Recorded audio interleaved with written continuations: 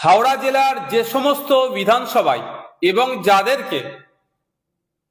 প্রথম পর্যায়ে অবজারভার হিসাবে নিয়োগ করছি তাদের নাম এবং বিধানসভার নামও আমি উল্লেখ করছি। হাওড়া মধ্য বিধানসভায় নাসির খান, হাওড়া দক্ষিণ আইনজীবী শাহজাদা পারভেজ ও শেখ আব্দুল রাকিব, সাঁকরাইল শেখ নাজিম, পাঁচলা মুজিবুর রহমান,